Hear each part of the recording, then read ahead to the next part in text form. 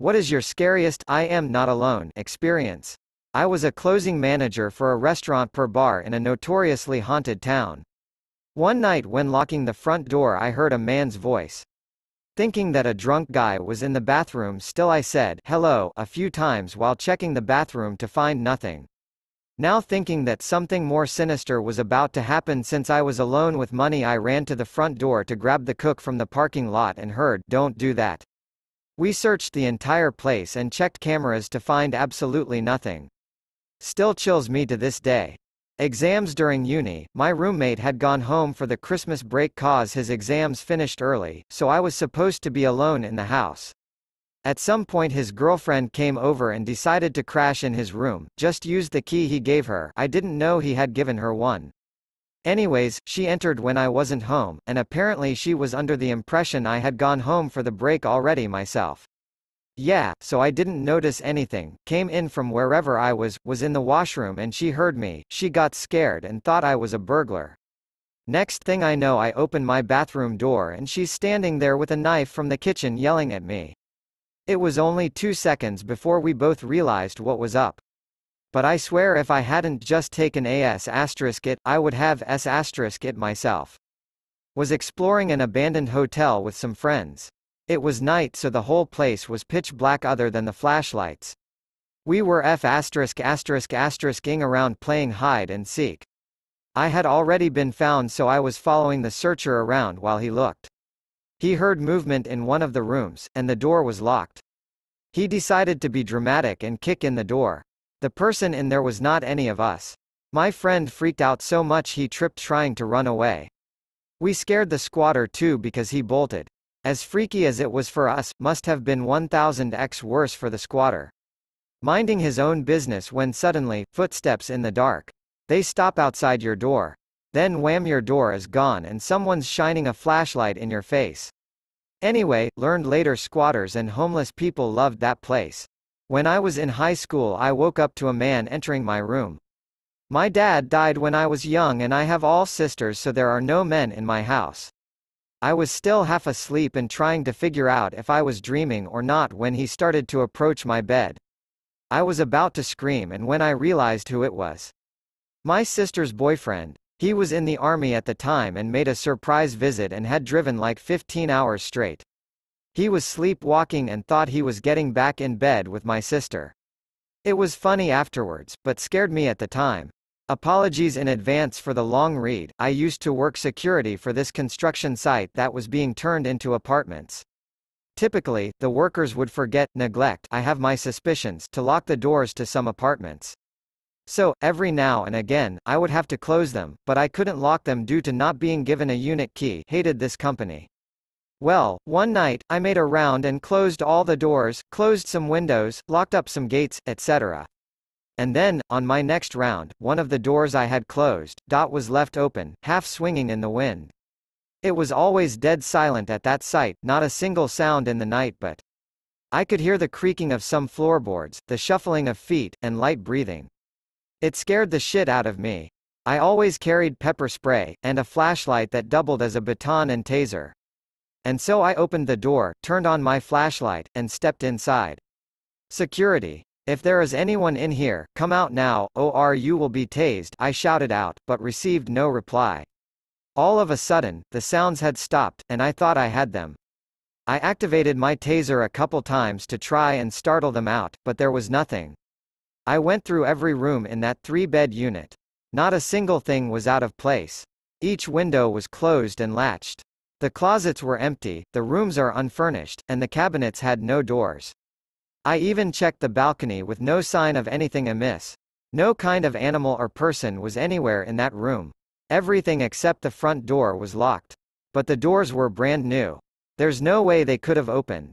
I spent the rest of that night in my car, waiting for the sun to break over the horizon. That site. When I was young and dumb, I was hooking up with a girl on a baseball field. Some homeless dude sat up next to us in the bleachers and said, "Don't mind me. Please, finish." She got up and ran, sad face. I was 19, living on my own, with roommates, of course, and working nights. It was time to go to work, so I got dressed, walked to my car, and got in it. I sat there for maybe 10 seconds, uneasy. Something, maybe the air, just felt wrong. I turned around and there was a man in my car with me. Thank God he was just super drunk, looking for a place to sleep. He'd even pushed all the things in my back seat around to be more comfortable. I jumped out of that car faster than I've moved in my entire life. I eventually got him out of it, and he stumbled to a neighbor's porch and fell asleep. I was late to work. Glad you were okay. And this is why I check the back seat when I get in my car. Sometimes I check again mid-drive just to be extra sure that no one is there, just like, okay, great. Still no one in the back seat. I have no actual reason to be this paranoid. House sitting for my parents and I had spent the whole weekend thinking I was there alone. Until I heard coughing coming from my brother's room. Brother was in rehab at this point so I knew it wasn't him. I went into the room only to find someone there. They were apparently there all weekend. Trying to be silent so I wouldn't know they are there. She broke in, so that was fun. Worked at a children's science museum with all sorts of cool exhibits that included a staircase with sensors hooked up to a keyboard that would play music notes as you went up and down them. Was closing one night and was in the office. I heard little footsteps run across the room outside the office. Poked my head out the door and yelled to see if anyone was there and received no answer. Shortly after I heard the musical stairs going off, someone going down them. Which was weird because everything was turned off. I followed the sound, went down the stairs myself, no sound. I even checked the whole building again. I was definitely the only person there. I used to work overnight security for a building that was a grain exchange in the early 1900s. Part of my job was doing a walkthrough of the entire building a few times throughout the night. The building closed at 9 p.m. and the security person before me does a sweep to make sure that everyone is out before I start my shift at 11 p.m. The building owner didn't like to have the lights on at night, so when I would do my checks I would just walk around using a flashlight. One night I did my first check around 1 a.m. and nothing seemed out of the ordinary. Then at 3 a.m. I was doing my second check. Down in the basement there was a back hallway that was a row of bank vaults. We always keep the doors on these closed and that was how they were on my first check, but on the second check the two on the end were wide open. I walked down and checked the first one and as I was swinging the flashlight towards the opening I saw the outline of someone standing just inside the door of the second one staring right at me. I tried not to react because I wasn't armed at all, so I shined my flashlight around the first open vault a bit, which thankfully also didn't have someone hiding in it, and then just backed up like I was done checking it out. The person didn't move, so as soon as I was around the next corner I ran as fast as I could back to the security office to call for backup. It took them a while to get there, and when we went back down the person or persons were gone. The really chilling part for me was that the only way they could have been in there is if they had entered before the building closed at 9 p.m. Which means they were in there somewhere with me when I was walking around for my 1 a.m. check too, and I had no idea. Most likely it was just a homeless person looking for a place to sleep for the night and had probably thought I wouldn't be around again after my first check, but still really unsettling because when that happens we usually find them right after closing, and this one avoided us for at least 2 separate checks, not to mention what might have happened if I hadn't noticed him before. It would have required an immediate confrontation down in an empty dark vault. Back in grad school, I was closing Jimmy John's at 2 a.m. with the manager and other delivery biker, both large dudes. I'm 5 feet 6 inches and female. Manager told me to take the trash out. We had a set of stairs in back that went down to a garage which opened into the alley where the dumpster was. We were told 100 times never to prop the downstairs door open, but it invariably happened that someone from us or the downstairs sushi place propped it open while taking out the trash. Anyways, I go down with some of the bags into the dark garage and see the door open and hear scuffling from somewhere in the dark. I'm trying to convince myself it's just a rat, but it sounds bigger. I'm about halfway to the open alley door when the scuffling starts sounding like it's getting closer, and I just say, "Oh f asterisk that," drop the trash, and nope the f asterisk back up the stairs, through the back room, and into the kitchen. I absolutely refuse to go back down unless one of the dudes goes with me. Manager is frustrated with me, but tells the other biker to go with me. We open the back door and come face to face with a homeless guy in the room.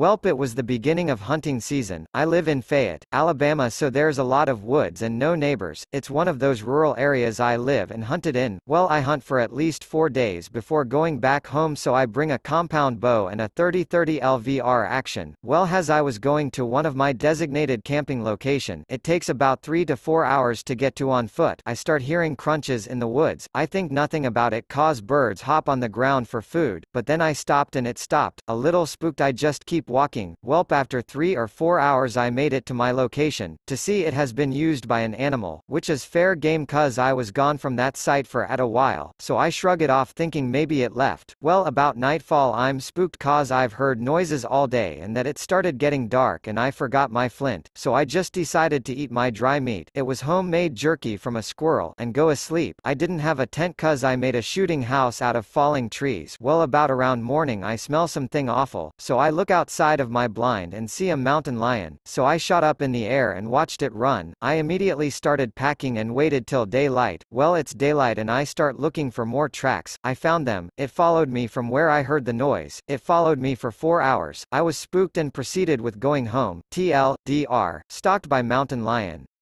This might seem dumb, but get a Halloween mask or something, even a cheap one, and strap it to the back of your head when you're out in the wild.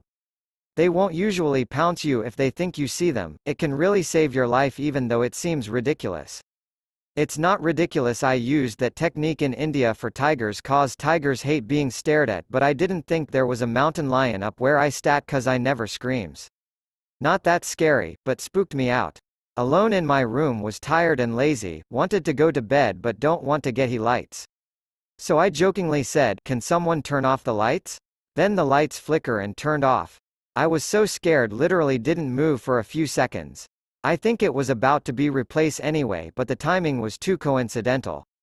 Scary. This starts the opposite way round. I was navigating the London Underground system, something I've done a million times.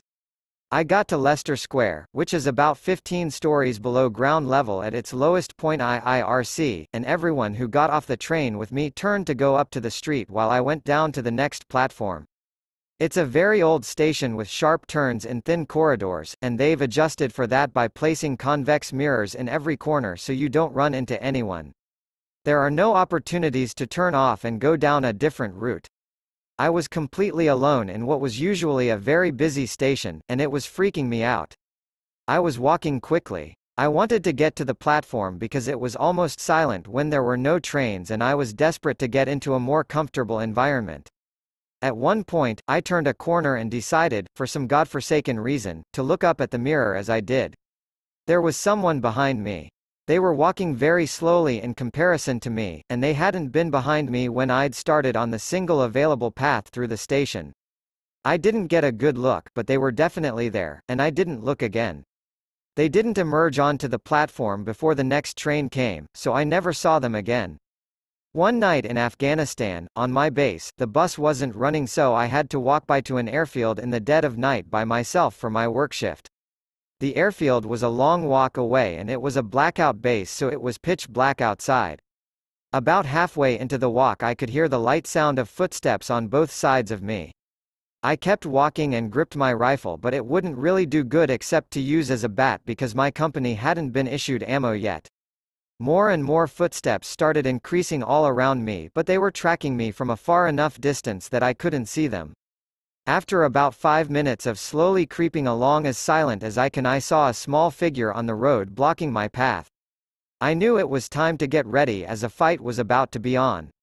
As I kept walking forward, I start to hear a low growling as I see it is a large wild dog in front of me. Just as I hear something bolt towards me from behind, and I just swing hard and low to clock another dog hard in the head to get it to back off. After striking the dog, I finally pull my flashlight to see that I was surrounded by a small pack of wild dogs.